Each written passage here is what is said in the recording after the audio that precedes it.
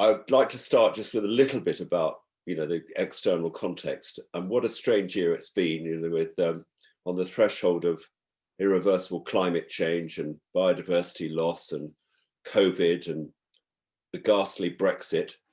And it just feels a moment of history which reminds me of whatever it is, 40, 50 years ago when I was a teenager, when I felt very strongly that change was going to come and that I was part of that change. And I was very influenced by the music of that time. I'm tempted to just share a few quotes. One quote which keeps coming into my mind at the moment is Yeats's poem, The Second Coming. The best lack all conviction, while the worst are full of passionate intensity. But then I'm a 60s person, so I'm kind of going back to, Neil Young, Look at Mother Nature on the Run in the 1970s. And then Dylan quotes, there's just something happening here, and we don't know what it is. And we're all in this strange situation where we feel as if we're on the edge of a terrible global crisis. And yet all of us are asking the question, what is the right action to take in this strange situation? What can I do as an individual when confronted with such huge issues? And my influences, just for those who don't know, I was a Londoner. I was influenced by nature, impressions of nature as a child. I kept animals. I went to San Francisco Bay Area in 1970.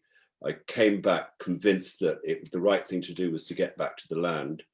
And that was what took me to West Wales in 1973 as part of a community farm, which was striving from day one to farm in a sustainable way. And all through that time, I suppose I've been informed by the practice of farming, the economics of farming, the meaning behind farming, and a lot of what has come to me ever since really has been derived from this ongoing relationship with the farm in West Wales. And I feel as if I've learned through practice, and that's been an absolutely critical influence on me throughout this time. So now, as I said, we're in this last chance saloon in relation to all these critical issues, including, I think, a crisis of meaning, because it's the question of who am I and what action can I take as one individual surrounded by these massive forces, and will it be possible for enough of us to take the right actions in the time available to make a critical change? I guess we're all in that situation. And I am an optimist, and I think in answer to the Bob the Builder question, can we fix it? I think the answer is yes, we can, even though we can't really know what our individual actions and how big an influence they're going to have, because the results are not in our hands. But I think we have to strive to make a difference. And I just want to speak for a little bit now about what we are trying to do in the Sustainable Food Trust to make a difference in the time available. The first point I want to make is to refer to something that Vandana Shiva said in a talk I heard her give in London in 2019.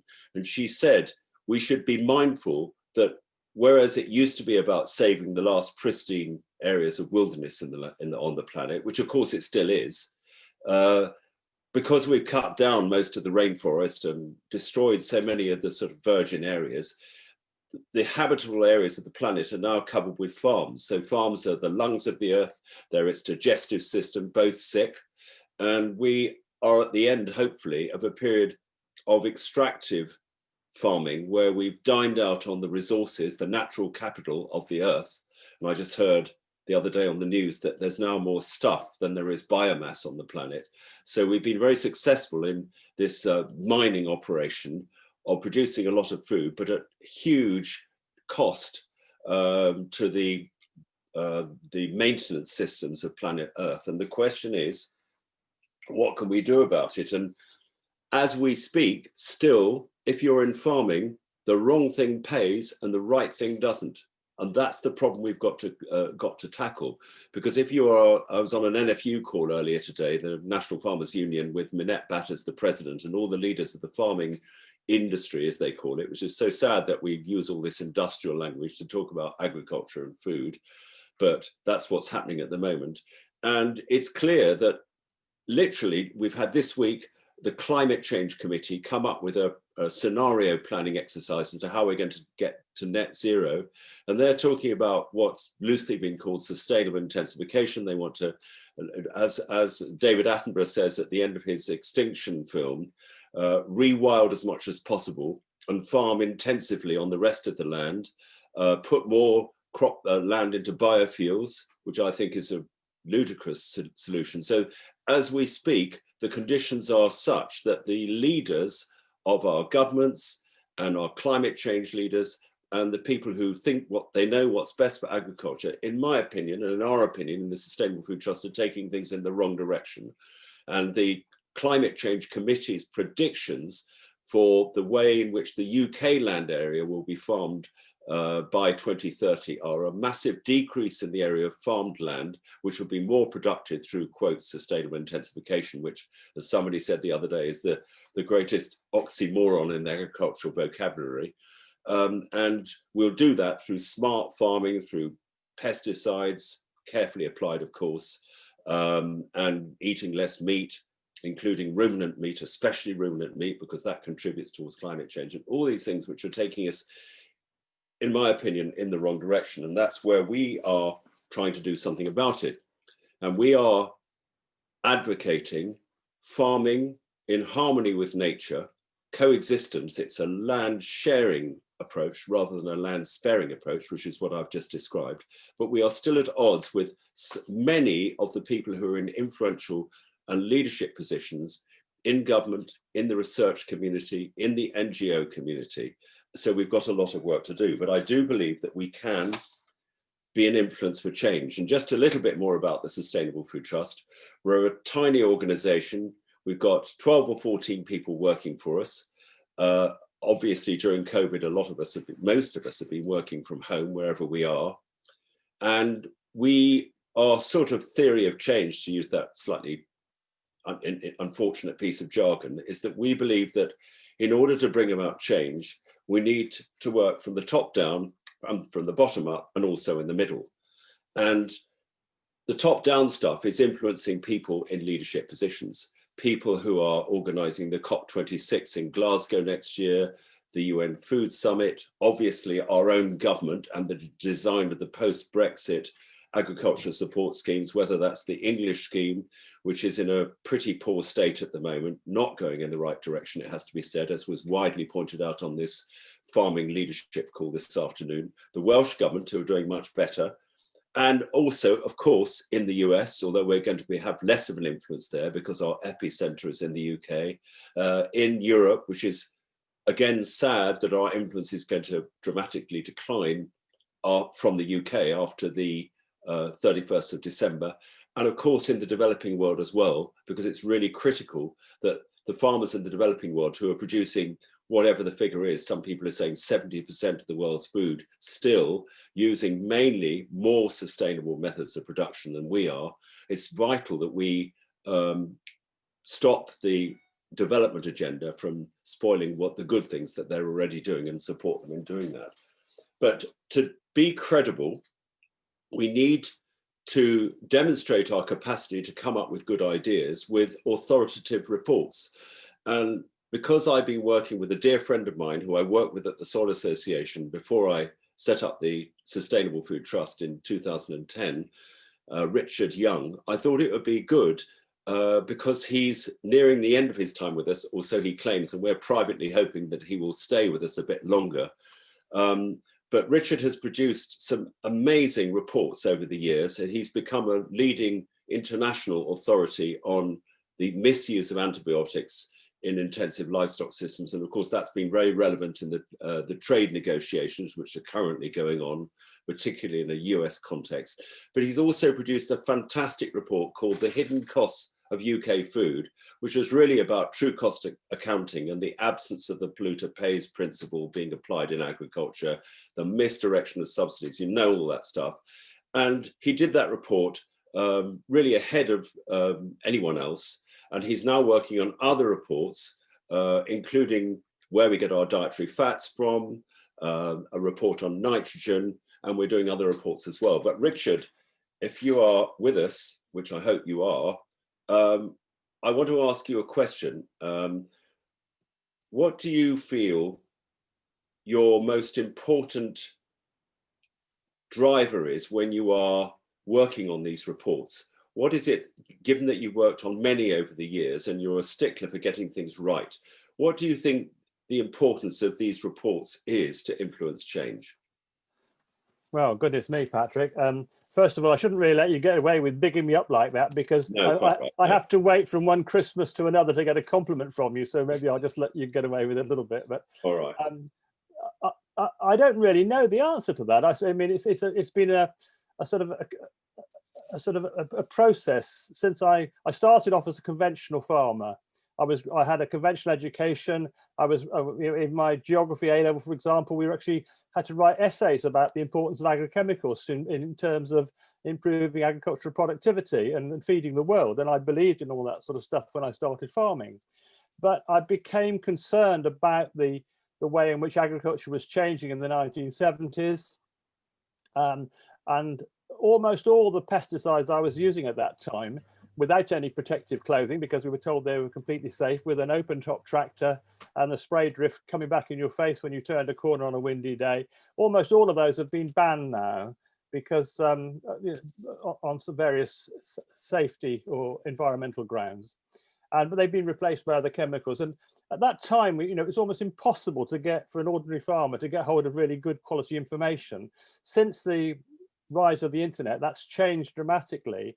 And it's been like an Aladdin's cave. It's a hugely complex task because you can find two completely different conclusions. But if you read enough, you can begin to sort of pick your way through it. And I suppose that it's been a little bit like a child in a sweet shop, that I've just actually found it fascinating to dig into issues that I think are really important for the future of humanity and for the future health of individuals, and try to get to the bottom of complex issues as best I can. But I'm very conscious that actually what I've done has been very limited, and really we need a lot more people who are much better at that sort of thing than I am if we're really going to have any major impact. Well, I think your reports have made a big difference, and I think notably the hidden costs of UK food, which hardly had any media coverage when it was launched, probably our fault, not yours. But it's been a sort of slow burn influence report. And there's been feedback from all over the world. I remember people in a number of different countries, including Germany, New Zealand, Australia, and America, all saying we need one of these reports for our country because so many of the issues are common. And what you did, I think, very amazingly was you gathered together all this data. The headline of the report is that for every pound that's spent on food in the shops at the moment, there's another hidden pound split 50-50 between damage to the environment and damage to public health, which isn't on the price of the food. And I think that report has shifted the whole debate about what economists called agricultural externalities. But of course, we haven't succeeded yet, have we, in getting the polluter to pay or in redirecting the subsidies? I mean, I think that is as you've said yourself, when we were both back in the 1980s, when we idealistically thought there was no reason why the whole country shouldn't farm organically, we hadn't quite really worked out what it was that was stopping that from happening. We helped to develop the standards and the organic market in order to get a premium for organic farmers to cover the extra costs that we incur in producing food in a more difficult way. What we hadn't quite grasped at that time was that the reason that food was cheap, other food was cheaper than we could produce it by and large, was because other farmers were passing those costs to the environment or to consumers in hidden ways which we hadn't really contemplated. And I think it has to be said that while we both now have maybe stepped back from believing that we're going to move to a situation where the whole world farms organically in our lifetimes, probably, we do realize that there are a lot of techniques that organic farmers use that have wider application that could help to reduce the indiscriminate use of chemicals and the excessive use of chemicals, and also the use of unsustainable rotations and practices, which really are going to be a problem whether we have so-called sustainable intensification or not. Yeah, well, let me just before I, as it were, move on, I would like you to say a little bit, because I know that this has concerned you very much, and we've done work on this, about the role of livestock in sustainable food systems, because as you well know, livestock are getting a lot of very bad press at the moment, and interestingly enough, particularly ruminants. And so what is the case for the role of ruminants in sustainable food systems? Short answer, please, no offense. The first thing to say is that they are the only other really effective way of bringing nitrogen into food systems, because forage legumes like clover and lucerne and many others in that family can bring in almost as much nitrogen as you farmers will apply from a bag, and they do it with no environmental costs at all. But we can't do it without, we can't eat clover, and so we have to eat the animals that eat the clover. I think the second thing to say, and there is a wider acceptance of this now, though not a universal acceptance, is that methane, the impact of methane has been misunderstood to some extent, because the way in which the effect is calculated is based only on the global warming impact of methane, not on its how long it lasts in the atmosphere. And Professor Miles Allen and colleagues from Oxford University have shown that if you actually take that into account, the real impact of methane, if you have a stable number of cattle over a period of say 10 or 20 years, is very, very small indeed, because for every kilo of methane the ruminants emit, a kilo of methane is breaking down. It's 10 years or so later, but so it is having a warming impact, but it's not having a cumulative warming impact. It's keeping the atmosphere at a stable temperature, which you could say it would be nice to reduce. But that's so different from methane that's coming from fossil fuel exploration, which actually accounts for more methane than it does from ruminants, because that's actually putting extra carbon because it was taken out of the atmosphere by the plants the cattle or the sheep ate in the first place. So there's a lot there to unpick. There is, and this is something we will not leave alone, although let's both declare an interest. We're both livestock farmers, not only livestock farmers, but predominantly livestock farmers. But it's interesting that I had a message from a chap called Hilton Murray Phillipson, who's passionate about the environment, farms 1,000 acres in Leicestershire, just the other day, who converted his farm into mixed farming because he was so anxious about the damage he was doing with an all arable system.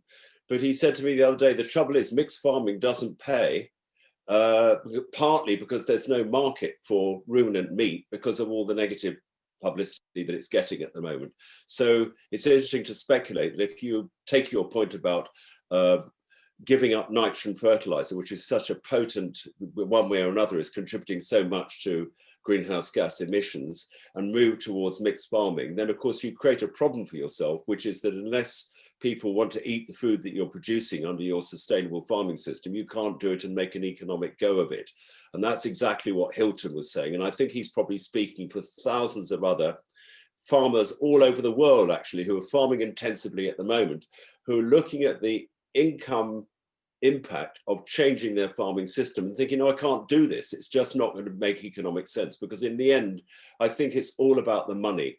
If sustainable, regenerative, organic, or any other description you want to make of these farming systems doesn't pay, then it's not going to happen.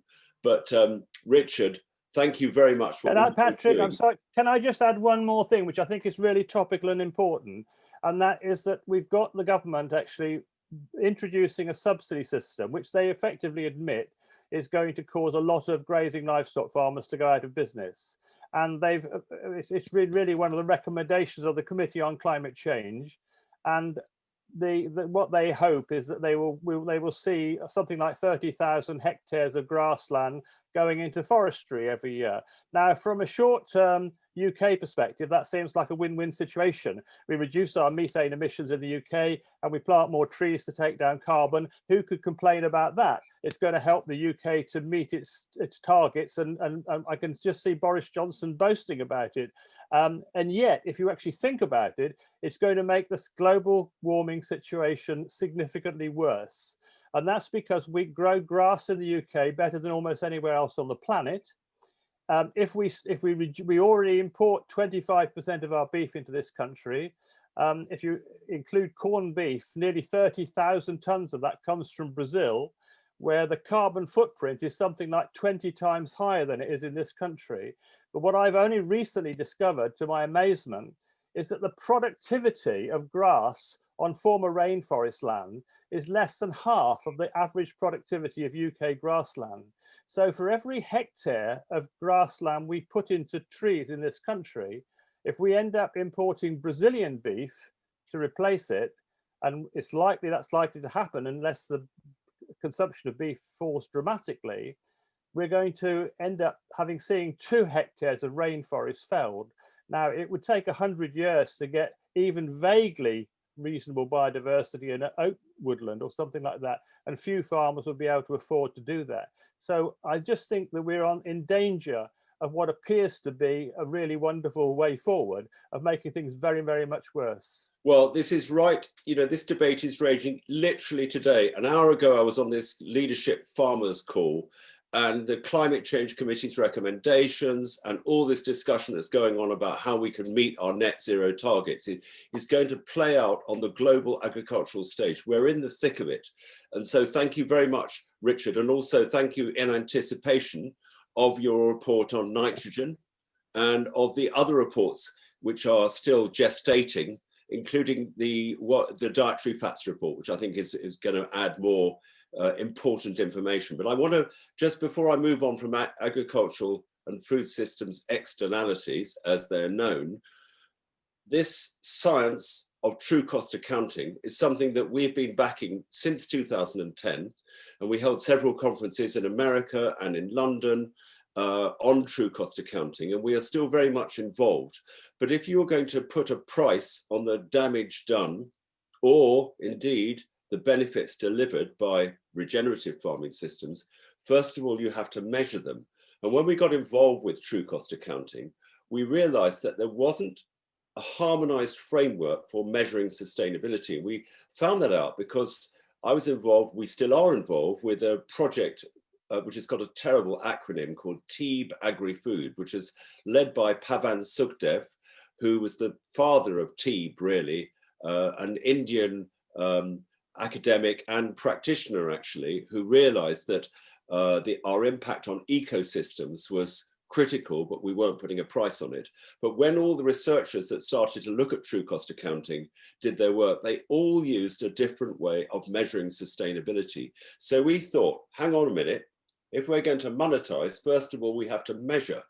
And if we're going to measure, we need to measure using a framework a bit like accounting protocols, which is a common language for measuring sustainability. So 5 years ago, we set out on the road with a group of farmers and land managers, some of whom were listening to this. And we thought, well, hang on a minute, we're the farmers, we're all subjected to multiple annual audits. You know, we just had an audit yesterday, but we have 2 from the Soil Association to measure our organic status. We have Red Tractor, and then there are all these sustainability tools out there, all of which are using slightly different frameworks for measuring. And now, of course, there's a massive interest in carbon impact assessment, all these carbon tools that all the supermarkets are requiring. We thought, hang on a minute, we're being audited, we're paying for all these audits, and they're soaking up an enormous amount of time. Why don't we take it upon ourselves to look at how we could develop a harmonized framework for measuring on-farm sustainability? That was 5 years ago. And we have made significant progress. We're in one of the DEFRA tests and trials. We're collaborating with others. We're talking now to major banks. We're talking to retailers. We're talking to food companies, and we're talking to agricultural investors. So I thought I would ask my colleague Adele Jones, who hopefully is going to pop up on your screen in a moment, to just describe some of the work we've been doing and the progress we've made, because it seems to me that if we could develop a common way of measuring on-farm sustainability, there are massive potential benefits, not least, for instance, at the COP26 next year and the UN Food Summit, we could have a Paris-style agreement for food. So we could say, if we're going to meet emission reduction targets, farms can play a critical role in doing that. And we could do that because we are measuring the sustainability impacts of our farming systems using a common global language. So Adele, if you're available, would you like to say a few words about what you're doing? absolutely. Thank you, Patrick, and good to see you all this evening. Thank you all for joining. As Patrick mentioned, it's been an incredibly exciting year for our Harmonized Sustainability Metrics project, as we call it. And really, there's two elements to the project which have been making progress. The first of which is working out what works for farmers on the ground. What metrics, what indicators, what language should we all be using to make it easier for farmers to make more informed decisions about their sustainability. And really, we haven't been trying to reinvent the wheel with that process. We've been trying to look at what farmers already do for, as Patrick said, their certification, government grant applications, regulatory requirements, carbon calculators, voluntary farm management software, etc., etc., etc. And we've been sort of asking farmers over the last few years what's useful, what's not useful, and therefore how can we create a harmonized framework of metrics and indicators which genuinely works for you on the ground, as well as integrates with all the things you're already doing. Apologies for the sirens in the background. I'm in London. And that working group of farmers has been working really hard to develop that framework, and it's something we've presented to government as part of the ELM test and trial scheme, and is something that's now being rolled out in Wales as part of the sustainable farming scheme as well, which is really exciting. We're also hopefully going to be running some trials for retailers next year, as well as some banks and financial institutions. And sorry, I think my connection. No, it's back again. Right. It's okay. Yeah. Yeah, we're also going to be running some trials with banks and retailers next year, which is a very exciting piece of news, and hopefully also setting up a round table on harmonized sustainability metrics to really bring about consensus amongst different stakeholders in the industry about what we should be measuring and why. So as I mentioned, there's two elements to the project: what works for farmers on the ground, and then how can we bring about consensus both nationally in the UK as well as internationally. And as Patrick mentioned, we are hoping to use the COP26 summit next November, as well as the UN Food System Summit, which I believe is happening next September, and the National Food Strategy as opportunities to showcase this work. So I think next year is going to be a really big year. We're also hoping to start trialing the framework in the States, in New Zealand, Australia, and Malawi, which will be really interesting to understand what farmers in those different climatic situations, different cultural situations need to measure, and whether or not the metrics and indicators are common in those different parts of the world, or whether there really is a harmonized framework for all farmers, which is what we're hoping to achieve. So it's incredibly exciting. It feels like it's been a piece of work we've been doing for about 5 years, and it feels like for about 4 of those years we've been pushing people, saying, you know, what about this? We need this harmonized framework. Everyone should be measuring things in the same way. And it's always been slightly, okay, well, that's an interesting idea, quite difficult to achieve, you know, but we'll listen to you. And now it's in the last 12 months, it's really turned around, and people are saying, okay, let's do this. How do we do it? And so it's really exciting to be involved with. And I think the next 12 months are going to be very interesting to see what happens, and we hope to play a central role in that process. Yeah, and we don't want to, well, by the way, we're not going to launch another certification scheme. I've been there and done that. So our success indicator would be harmonization. So government adoption would be one, and food labeling adoption would be another. And just imagine you went into a food retail outlet, and instead of having all these confusing different certification schemes, nothing wrong, I'm not criticizing any of them, I'm simply saying that they're all sending slightly different messages and nobody knows how to connect them up. Imagine you had a sustainability score out of 100, and you could look at a product label and it had a number on it. This is just one way it might work in the marketplace. But you could still keep the organic scheme and the leaf scheme and the red tractor scheme, but you could link them all up by having a sustainability number, a bit like there are on electrical goods where you have an energy rating. So that's the sort of golden prize. And just while I've got you on, Adele, you were seconded into DEFRA for a year, were you not? And then you are still working towards the end of a contract with the Welsh Government. What's the news obviously you're bound by confidentiality, but you might be able to share some stuff which is emerging either from DEFRA or from the Welsh Government, which you might want to connect up to the conversation we've just had. Yeah, I mean, it's been obviously a very interesting couple of years, and having the opportunity to work in the future farming team in DEFRA, as well as the equivalent of future farming team in the Welsh Government, has been a real privilege and a massive learning curve for me. It's the Elm scheme showed a lot of promise, and I still think there's an opportunity to influence it. I think it's probably going slightly more down the route of what we'd like to call land sparing rather than land sharing. So incentivizing wildlife and habitats around the edge of the farm, and sort of to an extent allowing you to do what you want in the middle, which is obviously not what we hoped. And we will continue to work with DEFRA to try and make it a truly integrated and sustainable farming scheme. In Wales, it really is looking quite exciting and positive. It's called the Sustainable Farming Scheme in Wales, and it really is that, to be honest. It's incentivizing farmers to take a whole farm approach to sustainability, and you could call it sort of regenerative agriculture, quote unquote. And they will require an annual sustainability assessment as part of that scheme, which is quite an exciting and innovative thing to do.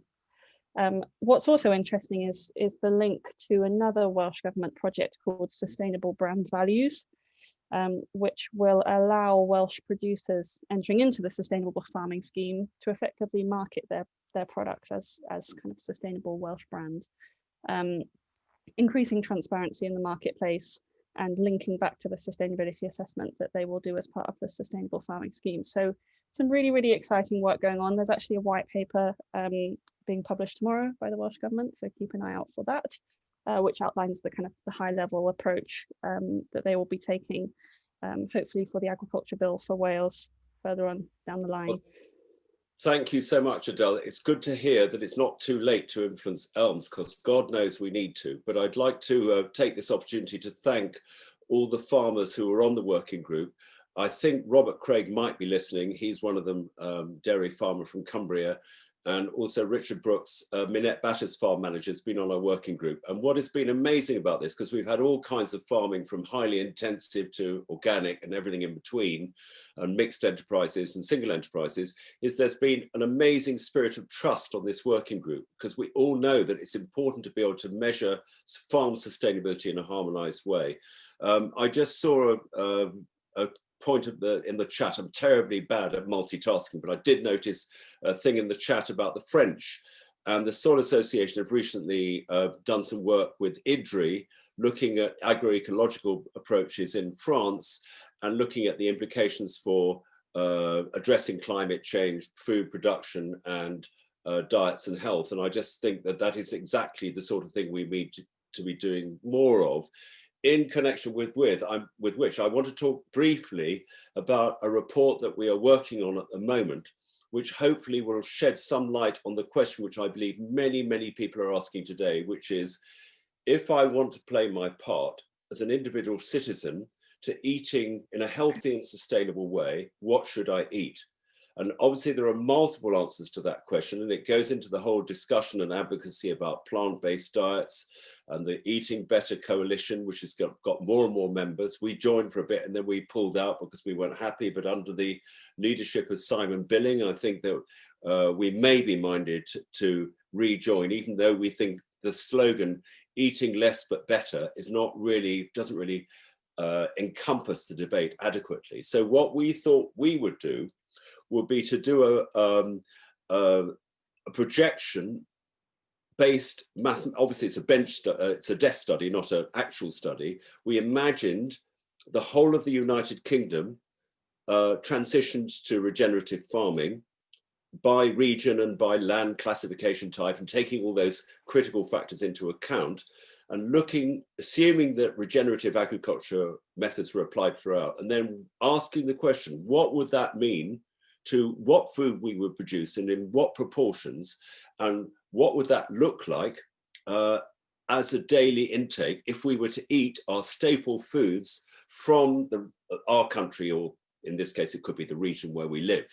And I think Tara Garnett is also listening into this, and she's been part of various reports, the Eat Lancet report, about which we've been quite vocal and critical, and other reports, which are all assuming that we have to realign our diets to meet net zero and all the other challenges, which is absolutely right.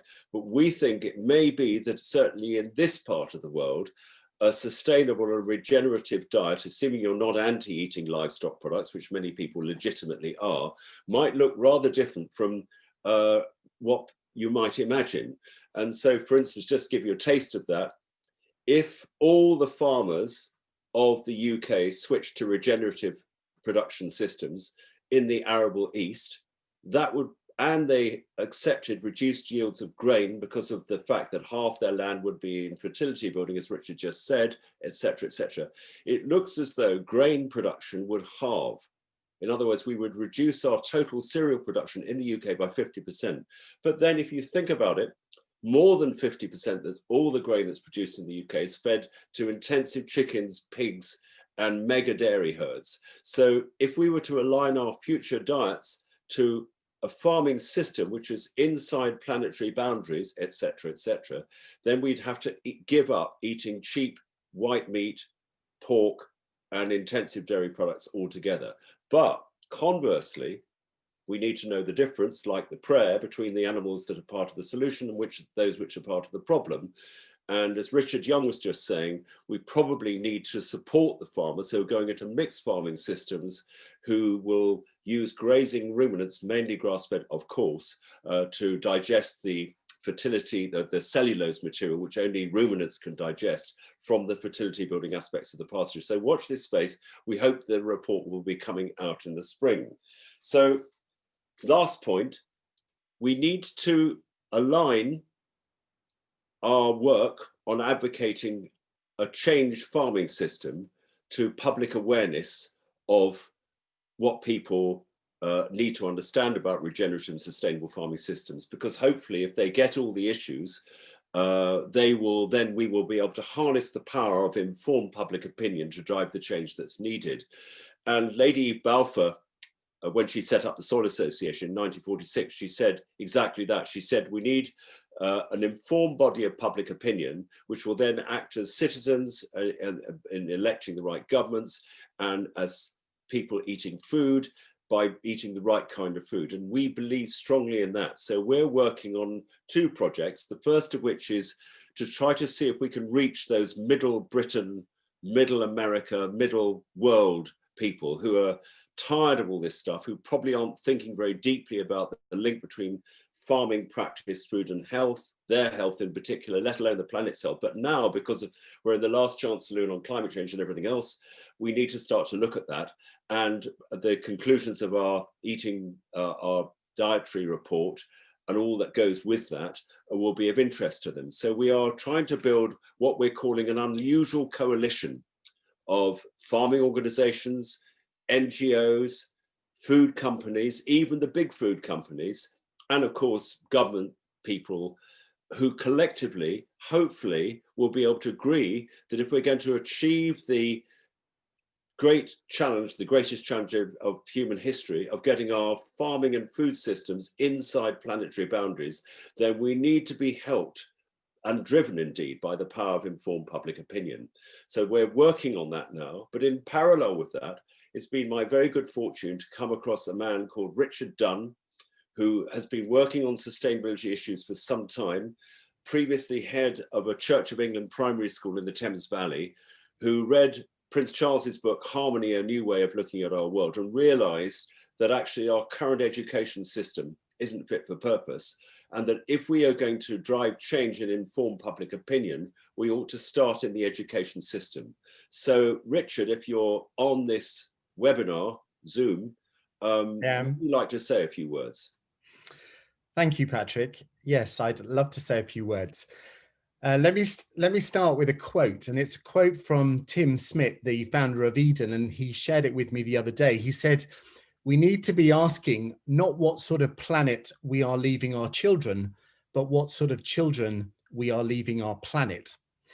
The other day I spoke to the NUS president, and she's the former president now. And she was saying that when she speaks to students coming out of secondary education into tertiary education, she's really struck by how little awareness they have of all these big issues of sustainability that we've been highlighting during this conversation. And it seems that sustainability is still seen as a bit of an add-on, something you do in a particular area of learning, or even worse, as an extracurricular activity, when it really needs to be a golden thread that runs through everything. And I think what I've seen from my own personal experience, and now working with a number of different schools and teachers, is that when we reframe learning around what I would say are principles of harmony, principles of how the natural world works and how it has worked so sustainably and healthily and resiliently for so long, when we use them to guide learning, it just changes the whole way in which learning is understood. And the real concern at the moment is we're still working with a very outdated paradigm. We're working with subject-specific learning. It's very siloed. Students go from one lesson to the next, nothing makes sense, nothing joins up. And actually, if we want to start to really address these big issues, these complex issues that we're talking about today, we need our students to see the connections, to see the complexities, and to really make sense of them. And unless they do that, they're going to go into the world really pretty naive about the challenges we face. I think they're positive right now, and I'm seeing it through organizations like Teach the Future, is that students are saying, we want our learning to be much more future focused and much more about what we're going to inherit. And we also want it to be interdisciplinary. We want it to link together to make sense for us. And of course, there are huge challenges there around training teachers who often want to deliver learning in this way, but doing it in a way that can really work. And of course, we've got a very rigid system at the moment, a very measured system. So how I see in the chat here, Richard, Mary Roberts is saying sustainability discussion needs to include social, racial and environmental justice. And I know you care about that too. Would you want to say something about that? Yeah, absolutely. I mean, again, this is the idea of separating out learning. We can't see sustainability in terms of environmental elements without referencing them across to the social aspects. So if you take the principle of diversity in nature is a strength. Biodiversity is a good thing, something we're most concerned about right now. And we can look at that in terms of each other, of valuing diversity of race, of ethnicity, of perspectives on things, as much as we can in terms of celebrating it in nature and protecting it in nature. So I think these principles of harmony open up a fascinating way of joining learning together, making it make sense. If you took one simple project linked to what we're talking about now, where does our food come from? Would be a fascinating thing to explore in science, in geography, through mathematics, and so on, and really building a story around food that helps children to really connect to that message. Thank you, Richard. Thank you very much. I'm just watching on the chat. There are one or two people who are, I think, exercised about our interest in livestock. And I just want to say this to anybody who feels that we're over-focused on the role of livestock in sustainable food systems, or that we have an attitude towards people who are vegan or vegetarian, which is hostile. I can assure you that we're absolutely not. I met and had a film discussion with Earthling Ed, who's a well-known advocate of vegan diets, at the Oxford Rural Farming Conference in January this year. And what I said to him was that we completely respect anybody who for ethical reasons chooses not to be part of animal agriculture. And also I deeply respect all the people who are so disgusted with industrial livestock farming that they've just decided, I don't want anything to do with it, I'm going to go vegan. But what we are saying is that for environmental reasons, if you haven't got ethical objections, there are good environmental reasons for eating the right kind of livestock products in relation, as I was just saying, to the production systems which will be applicable to the region or country where you live. And we would hate this debate to become highly polarized. And anybody who's watching this, who wants to ask us questions or hold us to account for the views we're expressing about what sustainable and healthy diets look like, we would like to talk to you, because we want to be open about this, we want to be trusting about it, and we don't want it to get into a difficult debate. Because in my opinion, and I'll end on this, David Attenborough, I'm sure most of you have watched the Extinction film, and he is an international treasure. He's an amazing communicator, and I think he gets just about everything right. But at the end of that Netflix Extinction film, he said, you know, don't worry, it's not too late. I might not be around, but here's what we can do. And he went through all the things we could do, everything, you know, renewable energy, blah, blah, blah. And then he got to agriculture, and he said, what we need to do is emulate the Dutch. And we need to, effectively, he was saying, we need to get smarter at using technology to produce food, with using things like hydroponics and vertical stuff, and possibly, he didn't say this, lab meat, I don't know. And I just thought, no, I think you've got it wrong. And I've had the great privilege of meeting David Attenborough on one occasion, and I wrote him saying I'd like to talk to him, and he wrote this charming handwritten note back to me saying, I don't know enough to talk to you. And I feel that, you know, if David Attenborough doesn't know enough, because he was probably scripted by the BBC, and that's not to denigrate what he said, but he's such an influential voice that he is advocating, I think, the wrong solution. He said, the more we can intensify on the land that's in agricultural production, the more we've got to rewild. And I'm not anti-rewilding. You probably know I've had a podcast with George Monbiot, but there's so much here that we need to explore and unravel, and we need to do it in a harmonious, respectful way. And I sort of feel, I'll just end by saying this, and then hopefully we can have a few questions if they can be sort of distilled, because it's been such an active chat. Can we understand the world in which we find ourselves as an individual and take right action? And I think that's the question that all of us are asking. And I sort of feel in that respect that we are the cells of the food system. But the food system, the global food system, is a giant organism. We are the cells, and if we are healthy and our farms, which are kind of mini ecosystems, are healthy, then we are practicing right action. And so by our choices as individuals and by our insights about our own bodies and our own being as individuals, we can understand and feel part of the macrocosm. And I feel that coming back to ourselves and being mindful of this idea of the microcosm and the macrocosm and the interconnectedness of everything, which Rich has just been speaking about, holds the key to us being optimistic about whether we can fix it before it's too late. So over to questions. Now, my colleague here has handed me two questions, which probably don't do justice to all the questions that are coming up. But question one is, how can we ensure small farms survive post-Brexit? I think that's a critical question. And as I was saying earlier, the Climate Change Committee, and I suspect the government, don't really care about the plight of small farmers.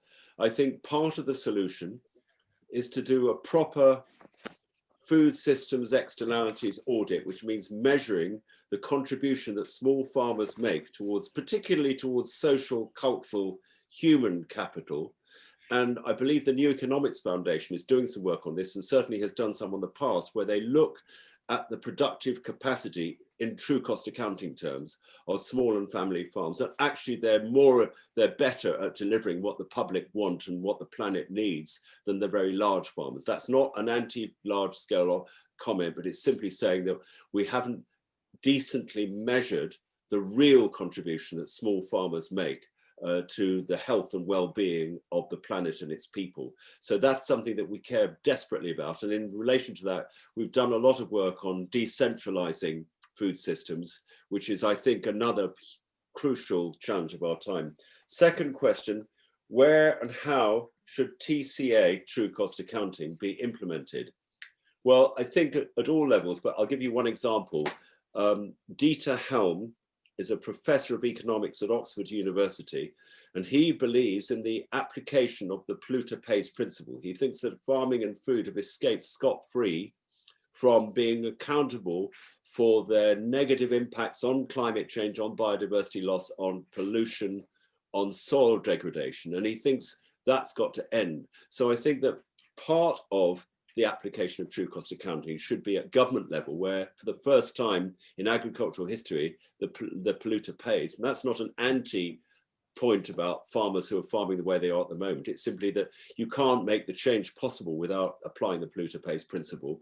And of course, the redirection of subsidies should be applied as well. And that will all become possible if we measure the farmers' impacts and then we reward them for the public benefits, which the government slogan is now around, and make them financially responsible for their negatives. So that's another question coming in. Who is harmonizing carbon accounting schemes across the world? That's a brilliant question. Actually, I'm going to ask Adele to make a quick comment on that, if you would, Adele, because I think you've done some work on that. Try not to get too buried in jargon. Headline stuff, please. I'll do my best. It's a big discussion at the moment, harmonising carbon and greenhouse gas monitoring and reporting. We're really keen to make sure that if those discussions are happening, they're happening in a whole farm context rather than on individual kind of product basis, because it does create quite distorted pictures.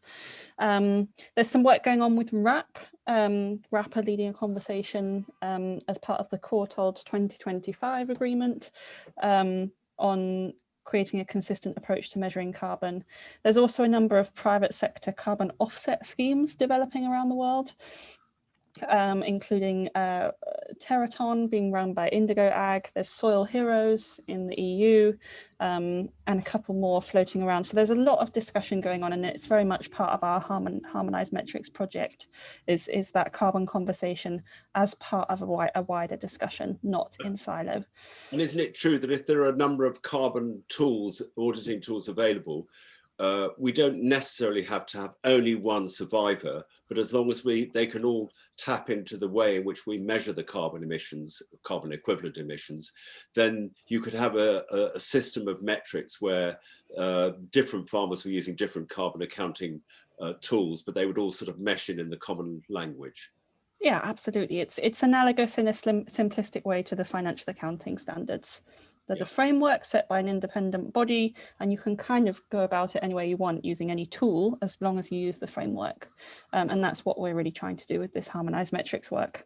There's a question here, 94% of meat consumed worldwide is for intensive farming. How can the SFT square the circle to maintain the upward trajectory of worldwide meat consumption and sustainable farming? Sure, the SFT's message should be that meat consumption has to be reduced worldwide. Yes, but I think that's completely right, but we need to be as tough on unsustainable plants as we are on unsustainable livestock. So for instance, if we want to move towards a plant-based diet, it shouldn't be genetically modified soy or palm oil, or indeed, unsustainably produced avocados. Equally, it should absolutely not be intensively produced white meat, pork, poultry, or feedlot beef, or mega dairy products. So it's not that we don't agree with the headline message, we need to eat less meat overall, but we need to enlighten people as to the difference between the livestock and the meat which is okay and that which isn't. And of course, as is rightly pointed out by Nigel Jeffrey, most of the meat currently is not produced in a sustainable or humane way. So that's right. It's not the cow but the house, somebody's saying. That's exactly right. Robert Craig, who's one of the farmers in our management group, he said, I'd be less pessimistic than Patrick around the pace of change. We're seeing significant change in the dairy industry and the pace is rising. Government support will help if properly used, but big agribusiness driving this. Yeah, well, if the large scale food companies, retailers, etc., can be driving this, I see that as being positive. We just need to be transparent about what we're doing and work together. So what else have we got? How do you know what meat to buy? What contribution do you consider the agri-supply business can make to the future of sustainability? Well, I think I've covered the latter point. The former point, I think it's really difficult to know what meat you can buy at the moment. I know that the Pasture-Fed Livestock Association want to produce some kind of certification where you could recognize those products in the marketplace. They would definitely be part of the solution, but I believe that it ought to be integrated with a tool which measures the sustainability of the whole farming system so that you can use your buying power appropriately to target the products which are truly sustainably produced in a harmonized way, so you don't have to work out what each food company is doing using a different system. So I hope that's sort of answered. Now, another one, number of organic farmers are underestimated because it includes small-scale farmers for whom the cost of certification is too expensive. I think that's a really important point. We are certified by the Soil Association. I'd like to say something about this, about my involvement with the organic project. The reason why those of us that developed the whole organic certification scheme was because we couldn't make sustainable organic farming pay back in the 70s and 80s. So we thought, well, let's develop a separate market. And I believe that that was laudable. And I think that the most sustainable food you can buy at the moment in the market is organic. But I think that now, in a world where we're confronted by irreversible climate change, we need a more inclusive approach to certification, which isn't just you are or you are not, because then that just evokes a war between people who are saying, well, the standards are too low or they're too high, and it's an unwinnable discussion. Whereas if you say it's a stairway to heaven, everyone's on, and you have an annual assessment of your sustainability, and you can measure your soil carbon, your biodiversity, your nutrient cycling, your waste. I want to put in a plug for Ellen MacArthur, who I think might be listening to this, watching this, whose circular economy project is brilliant. And the Ellen MacArthur Foundation are really filling an important gap in relation to food waste there. We need to know all that stuff. So we need to put it all together and make it harmonized. No. We're launching a government national park project in Wales. This is Duncan Fisher, to promote conversion to regenerative across the region. Are there organizations out there to help us? I hope so. Well, we want to be definitely one of them. Now, any other questions that I've missed that my esteemed colleagues can draw to my attention? There's lots of really important points here. Sustainable eating isn't as simple as cutting out meat. You need to know how your plant-based food is produced exactly. Let's just say a quick word about lab meat. Let's try not to be ideological about it. Personally, I don't fancy it. I'm suspicious of it. But I think the really key issue is whether it's actually sustainable to produce lab meat, either in energy terms or in nutrition terms. And one of the metrics that we're working on in relation to our harmonized metrics is to see if we can find a way, again to quote Van der Shiva, of measuring nutrition per acre or per hectare, not just yield, because the consequences of industrial farming over the last 40, 50 years have been to degrade the nutrient composition of food. And so we need to find as one of our metrics the nutrient density of food, and then we'll be able to buy more wisely. I hope that that makes sense. Any updates on local abattoirs?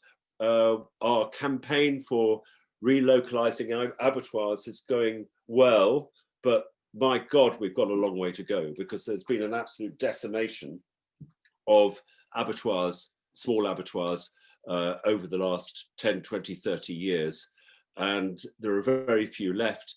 And that has its own terrible welfare consequences. And also, it's kind of not really possible to have to buy local meat if it's been sent to an abattoir, which is killing thousands and thousands and thousands, even millions of animals that go into the retail food chain. And I think that we need to object to this, because it's one of the reasons for the big trends, understandable trends towards veganism, that people just hate the idea of industrial slaughterhouses. I hate them, and I don't really want to buy or have anything to do with meat from those systems. So I think that even though it's just one issue, the abattoir campaign, is symbolic of the destruction of all the infrastructure for small local food systems that has taken place throughout my farming lifetime, and we're trying to reverse that. Cell cultured meat will replace fast food meat because it will be cheaper. Well, that's a good point. It's a good question. Will it be cheaper if you apply true cost accounting principles to it? And will it be more nutritious? If it is, you can't object to people eating it if it meets the test. But I think that's the approach we should take. We should apply rigorous science and scientific analysis to these new emergent technologies. We can't be against technology. That would be ludicrous, but we need to put them through a very fine screen. So we're getting to the end. We're over after 6 o'clock. If you want it to go on any longer, could you say so on the chat? But while you're doing that, let me say to all of you who stuck it for the hour.